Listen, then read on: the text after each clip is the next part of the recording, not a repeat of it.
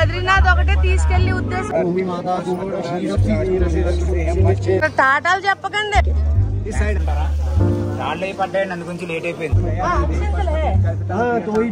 Hi అండి, నేను మీ Srini. Welcome to my channel.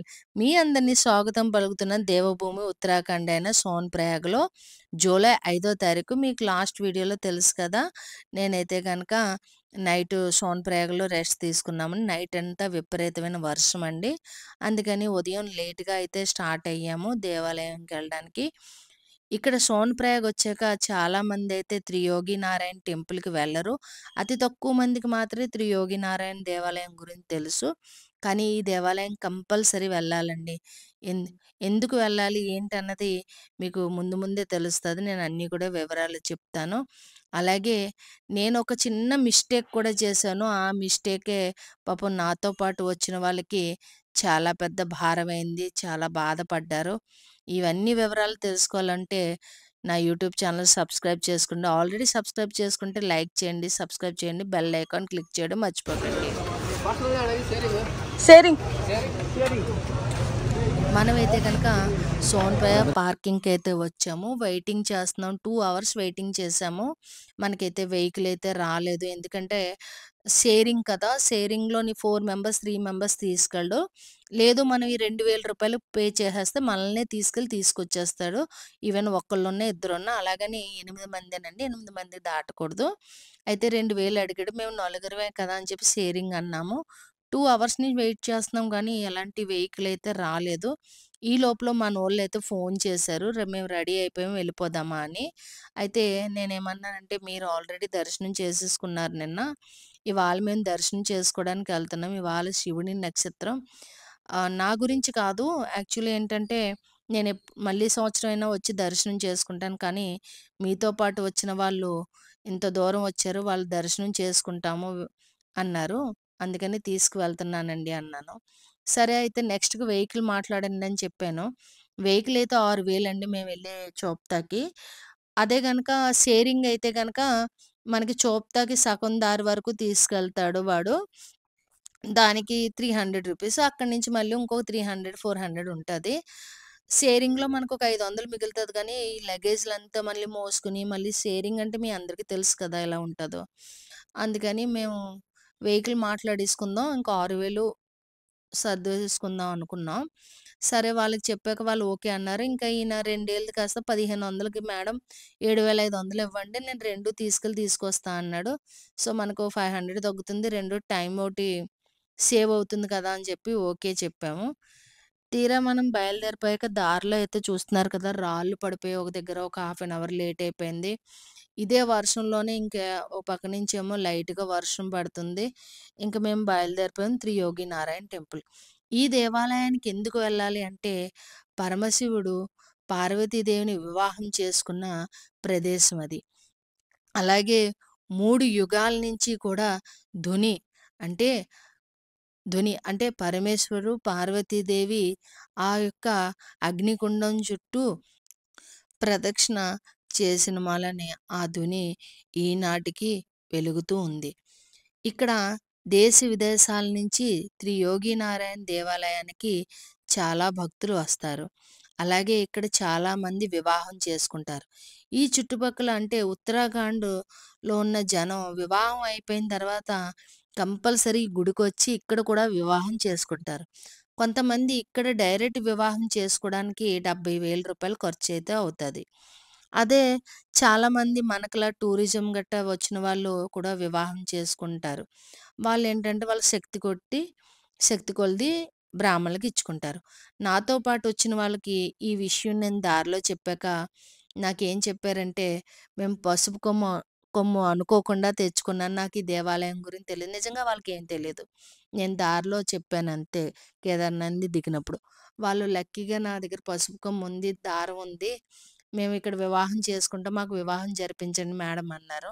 నాకు నిజంగా చాలా సంతోషం అనిపించింది. ఎందుకంటే ఒక అన్నగారికి వివాహం జరిగితే ఎలాగైతే మనం ఇంట్లో వాళ్ళకి వివాహం జరిగితే ఎంత సంతోషపడిపోతామో, నిజంగా నాకు అంత హ్యాపీ ఫీల్ అయితే కలిగింది. ఇక్కడ 3 కుండాలున్నాయి. మీరు చూస్తున్నారు కదా, ఒకటి సరస్వతి కుండం, అలాగే ఇంకోటి విష్ణు కుండం, అలాగే బ్రహ్మకుండం. బ్రహ్మకుండంలో బ్రహ్మదేవుడు పార్వతీ పరమేశ్వరులు వివాహం చేయడానికి ఈ కుండంలో స్నానం ఆచరించారు. అలాగే విష్ణుకుండం. విష్ణుకుండంలో దేవతలందరూ కూడా స్నానం ఆచరించారు. సరస్వతి కుండం. ఈ కుండానికి అంటే నీళ్ళు గాని, ఏ ఏది కావాలన్నా పవిత్ర జలం కింద సరస్వతి కుండంలో నీళ్ళని వాడారంట. ఇప్పుడు మీరు చూస్తున్నారు కదా! ఇది లోపల పీఠం ఉంది. పీఠం దగ్గర పార్వతీ పరమేశ్వరులు కూర్చున్నట్టు ఉంటారు. ఇక్కడే పార్వతీ పరమేశ్వరులకి వివాహం జరిగిన ప్రదేశం. ఇక్కడ వివాహం చేసిన తర్వాత విష్ణుమూర్తి దేవాలయం. యాక్చువల్లీ ఈ త్రియోగి నారాయణ టెంపుల్ ఎందుకొచ్చాడంటే శివుడు, అలాగే విష్ణువు కలిసి ఉన్న దేవాలయం కాబట్టి త్రియోగి నారాయణ దేవాలయం అంటారు. పరమేశ్వరుడికి మనం ఏదైతే భక్తి కొలిది తెస్తామో అక్కడ అవన్నీ కూడా ఇక్కడే సమర్పించుకోవాలి. ఇక్కడ వీళ్ళు వివాహం చేసుకోవడం చూసి నిజంగా చాలా అంటే చాలా ఆనందం వేసుకొచ్చింది. చాలా హ్యాపీ అనిపించింది. ఎంత హ్యాపీ అంటే మన సొంత వాళ్ళే వివాహం చేసుకుంటే ఎంత మనం సంతోషపడతామో నాకు నిజంగా ఇక్కడ వాళ్ళని అందరిని చూస్తుంటే వివాహం చేసుకునే వాళ్ళు నిజంగా హ్యాపీ అనిపించింది. ఒక్క సెకండు మనసు బాధనిపించింది. అంటే మన మనుషులం కదా! కొంచెం బాధనిపిస్తది. నేను కూడా ఈ దేవాలయాల గురించి నేను చెప్పాను. వీళ్ళు వివాహం చేసుకుంటున్నారు. నేను చేసుకుంటే బావుండును అనిపించింది. ఆ తర్వాత గుర్తొచ్చింది. అందరికీ అదృష్టం ఉండే ఆడపడుచులుండరు కదా! కొంతమందికి అదృష్టం కొలిది ఆడపడుచులు బావుంటే, ఆడపడుచులు మంచిగా ఉంటే కాపురం బావుంటదంటారు కదా! మనకి ఆ అదృష్టం లేదు. మన ఆడపడుచు రూపంలో నాకైతే స్వాహా అయిపోయింది. సరే ఆ తర్వాత పరమేశ్వరుని దర్శనం చేసుకొని, ఇక్కడ మహిమ గురించి, అలాగే ఈ ధుని గురించి తెలుసుకున్నాక, నాకింకా ఆలోచనే రాలేదు. ఇంకా ధ్యానమే మర్చిపోయాను. కాకపోతే నా చుట్టుపక్కల ఈ జంటలు చూస్తే, నాకు నిజంగా చాలా అంటే చాలా సంతోషం అనిపించింది. ఎంత సంతోషం అనిపించిందంటే, నా ఫ్యామిలీ వచ్చినప్పుడు మా అమ్మ, మా నాన్న, అలాగే మా చెల్లి వాళ్ళ ఆయన, మా తమ్ముడు వాళ్ళ మిసెస్ ఇక్కడ వివాహం చేసుకుంటే బావున్ను అని మనసులో అయితే అనిపించింది. అంతా భగవంతుడి సంకల్పం. మేమైతే ఇక్కడ దర్శనం చేసుకున్న తర్వాత లోపల దున్నికైతే వీడియో తీయడానికి లేదు. దర్శనానికి వెళ్ళినప్పుడు మీ మనసులో ఒకటి అనిపిస్తది. మీరు ఈసారి వెళ్ళినప్పుడు కేదార్‌నాథ్ కంపల్సరీ త్రియోగి నారాయణ దేవాలయంకెళ్ళండి. అలాగే మీకు కుదిరితే వివాహం చేసుకోండి. ఏమనిపిస్తదంటే ఎదురుగుండా విష్ణుమూర్తి పా పార్వతీ పరమేశ్వర వివాహానికి సాక్షిగా నిలబడినట్టుంటది. లోపల ధుని 3 యుగాల నుంచి ఎలుగుతుంది. అలాగే ధుని లోపల ఒక జ్యోతి ఉంది. ఆ జ్యోతి మనకి ఒక్కొక్కసారి కనిపిస్తది. ఒక్కొక్కసారి కనిపించదు. ఆ ధుని 3 యుగాల నుంచి కూడా లోపల ఒక మనిషి ఉంటారు.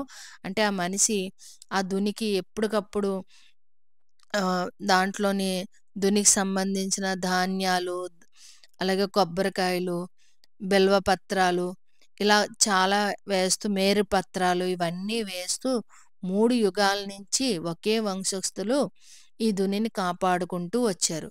ఇక్కడ వివాహం చేసుకున్న వాళ్ళు జన్మ జన్మలకి ఒకటిగా ఉంటారంట.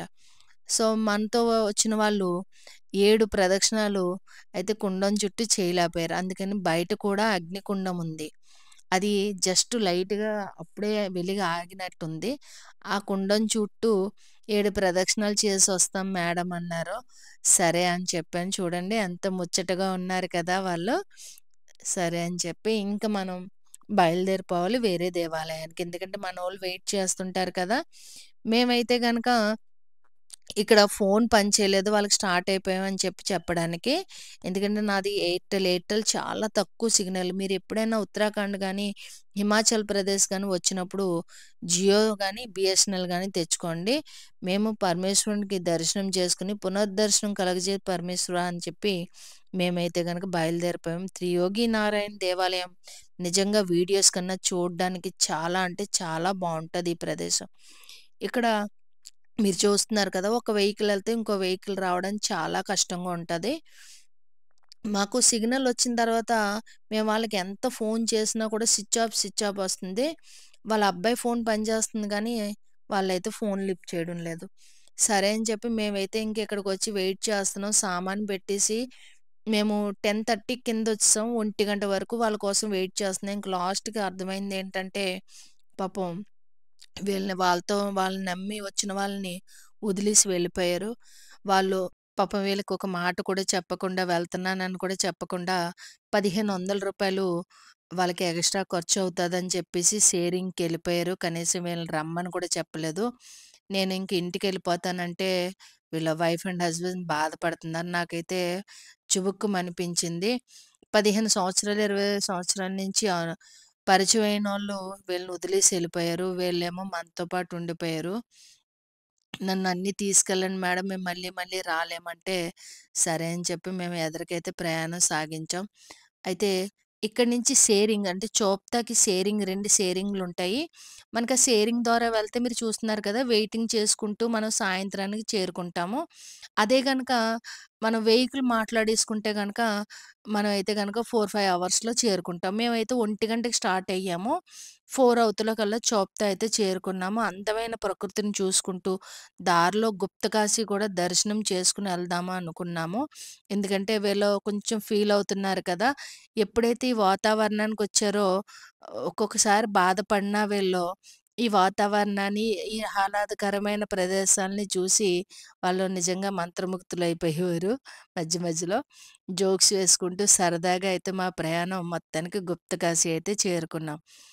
ఇప్పటి వరకు మీకు నా వీడియో నచ్చినట్టయితే లైక్ చేయండి. కొత్తగా చూస్తే కనుక సబ్స్క్రైబ్ చేసుకొని బెల్ ఐకాన్ క్లిక్ చేయండి. గుప్తకాశీ అని పేరు ఎందుకొచ్చిందంటే ఇక్కడ పరమేశ్వరుడు ఎక్కడ పాండవులొస్తున్నారని చెప్పి తెలిసిన తర్వాత, పాండవులకు దర్శనం ఇవ్వకూడదు అనుకుని, భగవంతుడు ఇక్కడ నంది రూపంలో గుప్తమైపోతాడు. అందుకనే దీన్ని గుప్తకాశీ అంటారు. ఈ గుప్తకాశీలో ఒక కుండం ఉంది. ఎదురుగుండా మీరు చూస్తున్నారు కదా! ఆ కుండంలో 2 వైపులా నీళ్ళొస్తాయి. ఒకటి గంగా నది, రెండోది అన్ని జలాలు కలిపిన నీరు.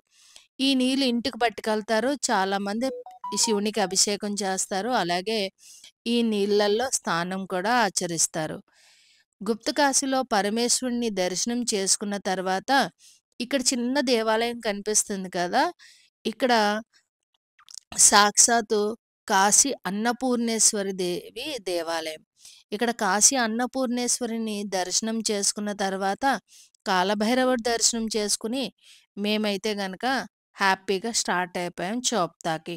ఎందుకంటే మాకు వెహికల్ మారే పరిస్థితి లేదు. కాకపోతే వాళ్ళెళ్ళిపోవడం వల్ల వాళ్ళ డబ్బులు కూడా మేమైతే రూ. 3000 నలుగురు పంచేసుకున్నాం. ఎందుకంటే వెహికల్ 6,000 కదా! సో, మనం వాళ్ళు రాలేదు వెహికల్ తీసుకోమంటే ఇక్కడ వెహికల్ వాళ్ళు ఒప్పుకోరు కాబట్టి, ఇంక మనం మాట్లాడుకున్న ప్రకారంగా నలుగురు ఆళ్ళివ్వాల్సిన 3,000 మేము పంచుకొని స్టార్ట్ అయిపోయాం. మేము వెళ్ళే కొలది వాతావరణం చూస్తున్నారు కదా! ఎలా మారుతుందో.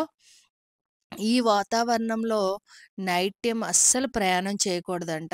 అంటే రిషికేశ్ నుంచి కేదార్‌నాథ్ వచ్చే దారిలో కొంచెంలో కొంచెం పర్వాలేదు గానీ, బద్రీనాథ్ వెళ్ళే రూట్ గానీ, జోషిమఠ్ వెళ్ళే రూట్ గానీ, అలాగే చోప్తాకెళ్ళేది గానీ చాలా డేంజరస్‌గా ఉంటదంట. వర్షాల టైంలో ఇంకా ఎక్కువగా ఉంటది. ఇప్పుడు మీరు చూస్తున్నారు గదా! ఈ వాతావరణం ఈ సెకండ్‌లో ఎలా మారిపోతుంటదో మీకే కనిపిస్తది. ఎంత భయంకరంగా వర్షాలైతే స్టార్ట్ అయిపోయింది మేము వెళ్తుల్లోకి. ఆ వర్షంలో కూడా విపరీతమైన ఫాగ్. ఆ ఫాగ్‌లో డ్రైవ్ చేయడం అంటే చాలా కష్టమైన పరిస్థితి. పగలే చేయడం కష్టం. అలాంటిది నైట్ వేళ చేత డ్రైవింగ్ చేయడం అంటే మన ప్రాణాల మీద మనం కావాలని కొని తెచ్చుకున్నట్టు ఉంటది. కాబట్టి మీరెప్పుడైనా వెళ్ళినప్పుడు నైట్ జర్నీ దయచేసి అవాయిడ్ చేయండి. ఉదయం జర్నీలో కనీసం కొంచెంలో కొంచెమైనా మనకు కనిపిస్తది. సేఫ్టీ ఉంటది. మేమైతే గనక చూస్తున్నారు కదా! వాతావరణం అయితే మారిపోయింది. వీళ్ళు మధ్య మధ్యలో బాధపడేవారు. మమ్మల్ని వదిలేసి ఎళ్ళిపోయారు. మీరున్నారు కాబట్టి సరిపోయారు. అదే సడెన్‌గా వదిలేసి ఎళ్ళిపోతే మా పరిస్థితి ఏంటి అని చెప్పి కనీసం వీళ్ళకొక్క మాటైనా చెప్పలేదు. ఇలాగే మీరెప్పుడైనా ఎంతో పరిచయం ఉన్న వాళ్ళతో అయినా సరే ఇలాంటి ప్రదేశాలకు వచ్చేటప్పుడు ఒకటికి 10 సార్లు ఆలోచించుకొని రండి. వాళ్ళు వదిలేసినా మీకు సపోర్ట్ ఉండేవాళ్ళు ఉండాలి. అంతేగాని ఇలాంటి ప్రదేశాల్లో వదిలేస్తే చాలా ఇబ్బందులు పడతారు. ఎందుకంటే ఒక పక్క నుంచి భాష రాదు, వెనక్కెళ్ళలేరు, ముందుకు వెళ్ళలేరు. ఇలా డబల్ ఖర్చులైతే అవుతాయి. మేమైతే గనక చూస్తున్నారు కదా! చోప్తా వెళ్ళే దారిలో అంతా కొండలు, కొండ లోయలు, అలాగే జలపాతాలు వాతావరణం అయితే చాలా అంటే చాలా చలి మొదలైపోయింది. ఇక్కడ ఎంత చలున్నదంటే అంత చలి. ఎందుకంటే ప్రపంచంలోనే హైయెస్ట్ స్ శివాలయం ఇక్కడున్నది. తుంగనాథ్ మహాదేవ్ దేవాలయం. మేమైతే ఇక్కడ 4 గంటలకు చేరుకున్నాక వర్షం చూస్తున్నారు కదా! చాలా విపరీతంగా ఉంది. ట్రెక్కింగు చాలా ఇబ్బంది పడతామని చెప్పి ఇక్కడ ఉండిపోదామంటే, మాలో ఉన్న మా చిన్ని నేను వెళ్ళిపోవాలి. కేవలం వాళ్ళు లేరని చెప్పి షేరింగ్ కోసమని నేనొచ్చాను. నేను వెనక్కెళ్ళిపోవాలి. నాకు ట్రెక్కింగ్ ఇప్పుడే అన్నాడు. కానీ మాకులా మాత్రం మీరు పొరపాటున ఈవినింగ్ ట్రెక్కింగ్ అయితే చెయ్యొద్దు. మాకన్నా ముందు చెప్పా పెట్టకుండా వచ్చేసారు కదా! వాళ్ళు ఉదయం 10 గంటలకి స్టార్ట్ అయినా, వాళ్ళిక్కడికి చేరుకున్నది 3:30కి. వాళ్ళకి మాకు జస్ట్ ఒక హాఫ్ అన్ అవరే తేడా. చూసారు కదా! షేరింగ్ వెళ్తే ఎలాగుంటదో. సో, ఈ ట్రెక్కింగ్ నైట్ టైమ్ చాలా ప్రమాదకరంగా ఉంటది. ఈ ట్రెక్కింగ్ ఎలాగుంటది, ఏంటి పూర్తి వివరాలు నెక్స్ట్ వీడియోలో ఉంటది. మర్చిపోవద్దు తుంగనాథ్ మహాదేవుడిని మీరు దర్శనం చేసుకుందురు గాని. Thank you for subscribe my YouTube channel and thank you for watching.